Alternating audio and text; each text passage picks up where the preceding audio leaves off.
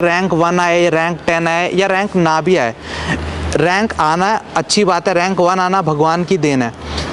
तो आपको rank 1 at the end of the day is what, it is just a fancy toy. मतलब हाँ, देखने दिखाने में अच्छा लगता है। मिक्स कोड़ते हुए स्काई में देखता था तो मैं भी सोचता था यार कि काश कभी मैं उन आसमान की ऊंचाइयों को छू पाऊंगा या नहीं। तो वहाँ से एक मोटिवेशन आया था। Paper 2 is all about practice. आप कितने एसेज लिखते हो और आपकी जनरल कमांड ओवर लैंग्वेज कैसी है। एनडीए आपको अपॉर्चुनिटी देता है ट्राई सर्विसेज में, that is Indian army, navy, air force में जाने का। मोटिवेशन दो तरीके से वर्क करती है। एक तो कि आप किसी चीज़ को करने के लिए मोटिवेटेड हो तब आप उस चीज़ को कर रहे हो, दूसरा आप सीधे उस चीज़ को करना शुरू कर दीजिए। Hello everyone, welcome to studentos. अभी हमारे साथ है अक्षय बटोला सर, जिनका अभी जो सीएपीएफ का रिजल्ट आया उसमें रैंक 1 के साथ सिलेक्शन हुआ है। साथ ही इसके पहले सर ने एनडीए में 154 रैंक के साथ एग्ज़ाम को क्लियर कर रखा है। तो आज हम सर से उनकी जर्नी के बारे में जानेंगे कि किस प्रकार से उन्होंने प्रिपरेशन किया, किस स्टेज के साथ उन्होंने कंपटीशन को कॉम्पीट करते हुए आज ये सक्सेस की जर्नी को हासिल किया है, और किस प्रकार से आप सीएपीएफ वगैरह की तैयारी कर सकते हो एनडीए की। तो इन सब बातों को हम आगे तमाम प्रकार की बातों को वीडियो को कवर करेंगे। तो अभी तक आपने चैनल को सब्सक्राइब नहीं किया तो चैनल को सब्सक्राइब कर लीजिए, इस वीडियो को लाइक करें, एंड आपके जो भी क्वारीज होते हैं आप हमें इंस्टाग्राम एंड फेसबुक पर मैसेज कर सकते हैं। सर, सबसे पहले आप अपना नाम बताइए कि आपका नाम क्या है और एजुकेशन बैकग्राउंड वगैरह बताइए sir. So I am Akshay Batola, I am from Uttarakhand, Pantnagar. मैंने अपनी जो शुरुआती शिक्षा दीक्षा थी वो पंतनगर कैंपस स्कूल से करी। उसके बाद मेरा हमेशा से वर्दी पहनने का सपना था। So I appeared for National Defence Academy का एग्ज़ाम। मुझे उसके पहले ही प्रयास में सफलता मिली। All India rank 154। I joined the National Defence Academy. Unfortunately during training I got injured. So एक ड्रीम का जो टूटना होता है वो मैंने फील किया। आप सक्सेस के इतने पास होते हैं, you cannot achieve what you wanted to. तो थोड़ा दिल को वो एक जो क्षति पहुंचती है वो पहुंची, बट दोबारा से एक शुरुआत करी, इंजीनियरिंग कंप्लीट करी। उसके बाद I always wanted to do something. तो एक मेरे को बहुत अच्छी अपॉर्चुनिटी मिली in the form of LAMP. LAMP is legislative assistant to member of parliament. So LAMP fellowship में ऐसा रहता था कि हमें एक मेंबर ऑफ पार्लियामेंट मिलते थे जिनको हमें असिस्ट करना होता था। तो उस लर्निंग एक्सपीरियंस में मैंने काफ़ी कुछ सीखा। उसके बाद आई अपीयर्ड फॉर वेरियस एग्जाम्स, जैसे दिल्ली डेवलपमेंट अथॉरिटी, नायब तहसीलदार, काफ़ी सारी पोजीशंस पे मैंने अप्लाई किया, but always wanted to do something more. So I appeared for UPSC CAPF. एक बार दोबारा से वर्दी पहनने का मौका मिले उसलिए अपीयर हुआ उसमें, and by the grace of God I got through. Okay sir. So sir, normally जब क्या होता है आपने बताया था कि एक सपना मेरा टूट गया, और उसके बाद जब आपने देखा सीएपीएफ में आपका फर्स्ट रैंक आ गया। सर, सबसे बड़ी आर्म फोर्स के लिए जो एग्ज़ाम होती है वो सीएपीएफ के द्वारा होता है। तो सर, उस टाइम आपका क्या रिएक्शन था सर?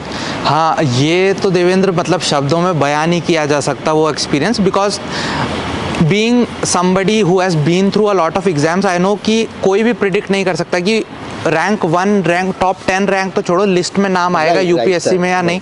तो I can just thank God, thank my family, thank all the people who have supported me till now that I got a rank. Also मैं ये भी बात ऐड करना चाहता हूँ कि यार रैंक 1 आए, रैंक 10 आए या रैंक ना भी आए, रैंक आना अच्छी बात है, रैंक 1 आना भगवान की देन है। तो आपको rank 1 at the end of the day is what, it is just a fancy toy. मतलब हाँ, देखने दिखाने में अच्छा लगता है, बट अगेन उसका आप क्या यूज़ करते हो सर्विस में आके, do you really make an impact. तो rank 1 I take it just like another title. हाँ, भगवान की देन है, बट अब मैं सर्विस में आके कैसा परफॉर्म करता हूँ, क्या मैं इम्पैक्ट क्रिएट करता हूँ सोसाइटी पे, that would be the larger bigger aim that I want to pursue. Rank 1 is just gift of God, मिल गया तो अच्छी बात है। ओके, सो जैसे कि आपने 12वीं में एनडीए का एग्ज़ाम दिया था सर, तो वर्दी का जुनून जो होता है सर वो कब से था? क्योंकि मैंने भी एनसीसी किया है तो मुझे भी वर्दी पर्सनली काफ़ी पसंद है। हालांकि मैंने फर्दर इसमें नहीं सोचा है, लेकिन सर आप बताइए आपके साथ। देवेंद्र, मैं क्योंकि शुरू से ही उत्तराखंड में रहा और वहाँ से हमेशा फोर्सेस के प्रति लोगों का एक रुझान रहता है, तो उसका एक बहुत बड़ा रीज़न था। और दूसरा ये भी था कि जब मैं उत्तराखंड में था तो मैं अपने ऊपर से, क्योंकि बरेली एयरबेस पास था, वहाँ से मैं मिक्स कोड़ते हुए स्काई में देखता था, तो मैं भी सोचता था यार कि काश कभी मैं उन आसमान की ऊंचाइयों को छू पाऊंगा या नहीं। तो वहाँ से एक मोटिवेशन आया था। तो इन वजह से, और फिर मैंने ये भी देखा कि वो क्या चीज़ें हैं जो मैं लाइफ में चाहता हूँ। मैं एक स्टेबल लाइफ चाहता हूँ, मैं एक एडवेंचरस लाइफ चाहता हूँ, और मैं एक रिस्पेक्टेबल लाइफ चाहता हूँ। ये तीनों चीज़ मुझे कौन प्रोवाइड कर सकता है? It was armed forces. So वहाँ से एक ये जुनून पैदा हुआ फोर्सेस को ज्वाइन करने का। Right sir, okay. So sir, आप अपनी ना प्रिपरेशन की जर्नी के बारे में बताइए कि कैसे आपने प्रिपरेशन स्टार्ट करी और क्या क्या मतलब बुक्स वगैरह ली और कैसे क्या टाइम टेबल बनाया। श्योर। तो ऐसा रहा कि हर किसी की पर्सनलाइज्ड जर्नी होती है प्रिपरेशन की। जो मेरी जर्नी थी उसमें बेसिकली जो मैं बात करूँगा, क्योंकि ये जो यूपीएससी सीएपीएफ का पेपर है ये 2 चरणों में होता है। यानी जो इसका पेपर 1 है वो एक ऑब्जेक्टिव पेपर होता है जिसमें एमसीक्यू बेस्ड क्वेश्चंस आते हैं और उसमें GS plus some part of quants आता है। और पेपर 2 एक सब्जेक्टिव पेपर है जिसमें जनरल इंग्लिश, एस्से और कॉम्प्रिहेंशन आता है। तो पेपर 1 की बात करें तो जीएस का पोर्शन पे मैंने काफ़ी फोकस किया था, because GS was the primary thing that I wanted to target upon. Paper 2 is all about practice, आप कितने एसेज लिखते हो और आपकी जनरल कमांड ओवर लैंग्वेज कैसी है। तो इन 2 चीज़ों के पहले पेपर 2 के लिए मैंने स्पेसिफिकली न्यूज़पेपर्स पे काफ़ी फोकस किया था, और पेपर 1 में जो जनरली प्रिस्क्राइब्ड बुक्स होती हैं, स्टैंडर्ड बुक्स, उनको रेफर किया था। बुक्स के बारे में मैंने ऑलरेडी काफ़ी ज़्यादा रिटन पोस्ट और वीडियोस भी बनाई हुई हैं, तो उनको हम कभी रेफर कर सकते हैं। हाँ, वैसे मैं सर का एक टेलीग्राम चैनल है जहाँ पे सर पर्सनली चीज़ें शेयर करते रहते हैं, तो उसका भी लिंक वीडियो के डिस्क्रिप्शन में दे देंगे, सो इजीली आप सर से कनेक्ट हो सकते हो और ज़्यादा इन्फॉर्मेशन के लिए। सो सर, जैसे कि एनडीए का एग्ज़ाम है, तो एनडीए और सीएपीएफ में क्या डिफरेंसेस हैं? ओके, सो एनडीए में ऐसा रहता है, एनडीए आप क्लास 12th के बाद अपीयर होते हो, तो आप काफ़ी यंग होते हो, तो आपकी जो मेंटल स्टेट है उतनी मैच्योरिटी नहीं होती। पर एनडीए आपको अपॉर्चुनिटी देता है ट्राई सर्विसेज में, that is Indian army, navy, air force में जाने का। वेयर एज सीएपीएफ जो है that is more of a policing kind of job. तो सीएपीएफ आपको अपॉर्चुनिटी देता है, चाहे वो CAISF ज्वाइन करने की हो, आप मेट्रोज में देखते होंगे CISF को, बॉर्डर्स को गार्ड करने के लिए BSF है, SSB है, ये फोर्सेज हैं, चाहे पाकिस्तान बॉर्डर हो, चाइना बॉर्डर हो तो ITBP है। इसके अलावा अगर आप इंटरनल सिक्योरिटी में पुलिस को एड करने के लिए CRPF के जवानों को मुस्तैदी से तैनात देखते होंगे। सो इस रोल में अगर आप जाना है, उसमें आप एक ऑफिसर रैंक पे जाना चाहते हैं, डायरेक्टली अपॉइंटेड गेजेटेड ऑफिसर की रैंक पे, तो CAPF is a very good opportunity. Right sir, okay. So sir, जब आप प्रिपरेशन करते थे तो नॉर्मली टाइम टेबल क्या फॉलो करने का ट्राई करते थे सर? सो मैं इसको 2 पार्टों में डिवाइड कर सकता हूँ। First part was when I was solely preparing for exams. तो उस टाइम में तो मेजरली यार जो भी होता था सब प्रिपरेशन ही होता था। तो सुबह उठो, अपना थोड़ा, I always was like used to go for runs during the morning, so मैं जाता था, रन पे जाता था। Then after coming back just had some breakfast, फिर ब्रेकफास्ट के साथ साथ I used to read the newspaper. उसके बाद देन 3 आवर्स के स्लॉट में I use to study. 3 hours का एक स्लॉट रखा, तो सपोज उस 3 आवर्स के स्लॉट में अगर suppose let's say we are reading polity, तो पॉलिटी पढ़ी। देन नेक्स्ट जो 3 आवर्स का स्लॉट रहेगा उसमें उसका जो फर्स्ट हाफ रहेगा उसमें I would be practicing questions of the topic जो मैंने एक दिन पहले पढ़े थे, ताकि जो पुराना पढ़ा है वो क्वेश्चंस के माध्यम से रिकॉल हो जाए। देन अगेन एक नया सब्जेक्ट, फिर दूसरा जो दिन का आफ्टर ब्रेकफास्ट एंड लंच से पहले एक और 3 आवर के स्लॉट में कुछ चीज़ पढ़ी जाएगी, एंड देन नाइट को 3 आवर के स्लॉट पे। तो इस तरीके से 3 आवर्स के 3 स्लॉट बनाता था। ओके सर, सो स्ट्रेटजी की बात करी जाए सर, नॉर्मली अगर 1 ईयर में कोई एग्ज़ाम को चाहे वो CAPF की चाहे तो वो तैयारी कर सके, तो उसको क्या एक आइडियली स्ट्रेटजी फॉलो करना चाहिए, टाइम टेबल फॉलो करना चाहिए? अगर आप सोली एग्ज़ाम की प्रिपरेशन कर रहे हैं तो आई वुड एडवाइज़ यार, मतलब you should target not the quantity of hours that you are putting, but quality of hours जो आप आउटपुट आ रहा है। ऐसा नहीं है कि किताब के सामने 12 घंटे तक बैठे हुए हैं और दिमाग में कोई दूसरी पिक्चर चल रही है, ऐसा नहीं होना चाहिए। अगर आप 3 घंटा 4, जैसे मैं आप वर्किंग प्रोफेशनल जब मैं था तो उस टाइम हार्डली 3-4 आवर्स निकलते थे, बट कोशिश करता था कि उसमें मैक्सिमम एक्सट्रैक्ट कर पाऊँ, डिस्ट्रैक्शन आउटसाइड रहें। और आज के टाइम में many of the students get distracted because of a lot of noise. तो इसीलिए जो भी इधर उधर से आपको नॉइस आती है उसको फिल्टर आउट करें, जस्ट फोकस और टारगेटेड प्रिपरेशन। 1 साल is a lot of time, सही पढ़ें कम पढ़ें। सो आई ऑलवेज से कि कम पढ़ें लेकिन सही पढ़ें, don't get misguided by a lot of noise जो आपको ऑनलाइन सुनने को मिलती है। इसीलिए मतलब मैं जो आपको टेलीग्राम वाली बात बता रहा था, सो देयर इज़ दिस वर्दी शाला करके टेलीग्राम पे I had started a initiative all while back. वहाँ जितने भी एग्जाम्स होते हैं हमारे, जितने भी जिनमें GS या और चीज़ें आती हैं, उसके लिए काफ़ी सारा फ्री कंटेंट अवेलेबल होता है। और आप पर्सनली अगर मुझसे कुछ पूछना चाहते हैं, मेरे पुरानी काफ़ी सारा कंटेंट उसमें देखना चाहते हैं, उसका बेसिक जो मोटो वो यही है कि आपको कम पढ़ना है लेकिन सही पढ़ना है, इधर उधर की नॉइस से आपको बचना है। Right sir. सो सर, जैसे एक जो आप जैसे आप NDA दे के आए हो, फिर आप CAPF में आए, तो कितना बेनिफिशियल रहेगा जो CAPF में ऑलरेडी अपेयर हो चुके हैं उनके लिए, सॉरी NDA में अपेयर हो चुके हैं और वो CAPF का एग्ज़ाम देना चाह रहे हैं? नहीं, बहुत ज़्यादा यही होता है ना कि every failure is a stepping stone to success.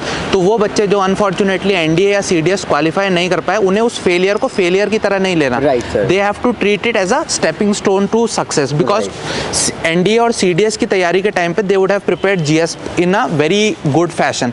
तो वो सारी नॉलेज, एक्यूमुलेटेड नॉलेज व्यर्थ नहीं जाएगी। वो जो उन्होंने ज्ञान अर्जित करा है वो सारा ज्ञान वो रिप्रोड्यूस कर सकते हैं CAPF में, और उसके माध्यम से उनकी जो SSB की प्रिपरेशन थी वो सारी की सारी SSB की प्रिपरेशन काम आने वाली है उनके इंटरव्यू में जो UPSC में होता है। सो ये नहीं सोचना कि हम NDA में फेल हो गए थे या CDS में फेल हो गए थे तो CAPF हमारे बस का नहीं है, ऐसा बिल्कुल भी नहीं है। ओके, सो सर जैसे कि प्रिपरेशन करते करते काफ़ी, जैसे आपका फाइनली नहीं हुआ था तो ऑब्वियसली बात है डिमोटिवेशन टाइप की चीज़ें आ जाने लग जाती हैं, तो उसको कहीं ना कहीं मोटिवेशन की ज़रूरत होती है उस टाइम पे। तो वो मोटिवेशन आप कैसे लाए अपने आप में, क्या ऐसी चीज़ें करी उस टाइम पे कि आप मोटिवेट रहे? मोटिवेशन दो चीज़ों से आता है। पहला, एक एक्सटर्नल फैक्टर्स होते हैं मोटिवेशन, जब आप दूसरों की स्टोरीज देखते हैं कि यार लोगों ने ऐसी ऐसी चीज़ें करी हैं और हमारी क्या बिसात, हम तो इतना छोटा फेलियर देख के क्या हम गिव अप कर रहे हैं, जब लोगों ने इतनी बड़ी बड़ी चुनौतियों, कैप्टन विक्रम बत्रा की लाइफ ले लीजिए, 16-17 बार SSB में रिजेक्ट होने के बाद कैप्टन विक्रम बत्रा बनना, और आप देखते हैं उनका क्या हो रहा है और वो है। तो इस तरीके की स्टोरी से एक्सटर्नल मोटिवेशन आती है। इंटरनल मोटिवेशन आती है अपने वर्क से। भले ही आप ज़ीरो लेवल ऑफ मोटिवेशन पे हो, but you just sit in front of the book and read it, eventually अपने आप आपको अच्छा आने लगता है। तो मोटिवेशन दो तरीके से वर्क करती है। एक तो कि आप किसी चीज़ को करने के लिए मोटिवेटेड हो तब आप उस चीज़ को कर रहे हो, दूसरा आप सीधे उस चीज़ को करना शुरू कर दीजिए, अपने आप मोटिवेशन जनरेट होगा। तो कई बार बच्चों को लगता है कि आज पढ़ने का मूड नहीं है, स्किप कर देते हैं। That is the worst thing you can do to yourself. पढ़ने का मन नहीं है, just go and sit in front of the book, अपने आप मोटिवेशन पैदा होगा। So this is the two way process जिस पर मोटिवेशन वर्क करता है। तो जब नहीं भी मूड होता था, ऑफिस से आए थक के, मूड नहीं हो रहा पढ़ने का, पर फिर भी किताब के सामने बैठो, अपने आप मोटिवेशन पैदा होता जाएगा। Right sir.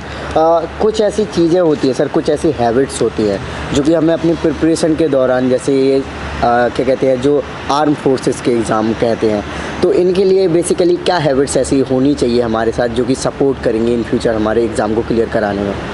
सो फौजी होना या वर्दी की जॉब्स में चार चीज़ें बोली जाती हैं। ऑफिसर लाइक क्वालिटीज़ जिनको बोला जाता है, Right. वो बेसिकली होती तो काफ़ी सारी है। मैं उनको 4 कैटेगरीज में बांटता हूँ: qualities of the head, qualities of the heart, qualities of the gut and qualities of the limbs. So quality of head से मतलब क्या है, यू शुड हैव अ काम हेड। ऐसा ना हो कि ट्रिगर हैप्पी है, सामने कोई बंदा दिखा गोली धाएं से चला दी, ऐसा नहीं होना चाहिए। You should be sharp enough to understand things quickly. That is the first thing, qualities of the head. Then qualities of the heart, आपका दिल बड़ा होना चाहिए। अपने जवान को आप कैसे ट्रीट करते हो वो दिखाता है कि आप में कैसी क्षमता है, कि आप डेयरिंग हो। These are qualities of the heart. Qualities of the gut basically means कि आपकी वो जो थर्ड इंस्टिंक्ट बोलते हैं, जिसको किलर इंस्टिंक्ट बोलते हैं, Right. कि आपकी at the spur of the moment आप कैसे डिसीजंस लेते हो, वो ले पाते हो या नहीं तुरंत, कहीं बहुत ज़्यादा टाइम तो नहीं वेस्ट करते आप सोचने में। Finally qualities of the limb, भले ही आप बहुत बड़े ज्ञानी हो, चीज़ों को एग्जीक्यूट नहीं कर पा रहे, वो तो सब वेस्ट जाएगा, because forces is all about action. तो आपने लिम्ब्स को मजबूत रखना, हाथ पैरों को मजबूत रखना, फिजिकली फिट रहना, these are the 4 sets of qualities जो जिस पे वर्क करना चाहिए whenever we are in forces. Okay, so sir जब आप फोर्स जैसे CAPF के थ्रू आप ज्वाइन करोगे जब, तो सर क्या मतलब आप स्पेशल करना चाह रहे हो, मतलब क्या चेंजेस के बारे में सोचा है आपने? सो CAPF में ज्वाइन करना, पहले तो एकेडमी में जो चीज़ें सिखाई जाती हैं वो बहुत इंपॉर्टेंट होंगी। दूसरा, जो मेरे पर्सनल चॉइसेस हैं उनमें कुछ चीज़ें मेरी प्रायोरिटी हमेशा से रही हैं। जैसे जो भी हमारे जवान हैं उनकी जो वेलफेयर है वो सबसे इंपॉर्टेंट चीज़ होती है, बिकॉज VCR हमारे जवान इतनी लंबी लंबी कई दिनों की शिफ्ट करते हैं, उनको जो बेसिक उनकी डिमांड्स है वो सेटिस्फाई हो सके, अपने जवानों का जो सेटिस्फैक्शन है वो मिल सके। दूसरा, रिकॉग्निशन इन पब्लिक की, लोगों को भी पता चले कि ये जो फोर्सेस हैं कितना इंपॉर्टेंट रोल प्ले करती हैं हमारी सिक्योरिटी के लिए, उनके लिए।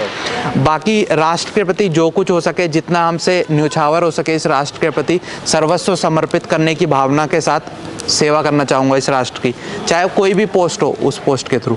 Right sir.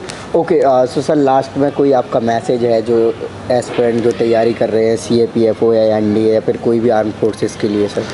सो एक पोएम की मुझे कुछ लाइनें ध्यान आ रही हैं, काफ़ी पहले पढ़ी थी मैंने, उसकी लाइनों के साथ Yes, समाप्त sir, करना बिल्कुल। चाहूँगा। Don't tell me in mournful numbers, life is but an earnest dream, for the soul is dead that slumbers and things are not what they seem, lives of great men all remind us we can make our life sublime, and departing leave behind us footprints on the sands of time. Let us then be up and doing with a heart for any fate, still achieving, still pursuing, learn to labor and to wait. Jai Hind. Okay sir, thank you so much sir, काफ़ी आपने guide किया students को। सो I hope guys कि आपको ये video अच्छी लगी होगी। सर ने जो बताया है उस पर आपको काफ़ी चीज़ें समझ आई होंगी। और भी अगर मतलब CAPF से रिलेटेड अगर मुझे लगेगा तो सर के साथ एक अलग से सेशन रख लेंगे इन फ्यूचर, और भी सेशन रखेंगे सो दैट कि आपको प्रॉपर गाइडेंस मिल सके। सो अभी तक आपने चैनल को सब्सक्राइब नहीं किया तो चैनल को सब्सक्राइब कर लीजिए, इस वीडियो को लाइक करें, एंड आपके जो भी क्वायरीज़ होते हैं आप हमें इंस्टाग्राम एंड फेसबुक पर मैसेज कर सकते हैं। और सर का भी टेलीग्राम चैनल है, उसका भी लिंक वीडियो के डिस्क्रिप्शन में है, तो गाइस आप सर का भी चैनल ज्वाइन कर लेना। सो आई होप आपको वीडियो अच्छी लगी होगी तो लाइक ज़रूर करें। जय हिंद, Thank you.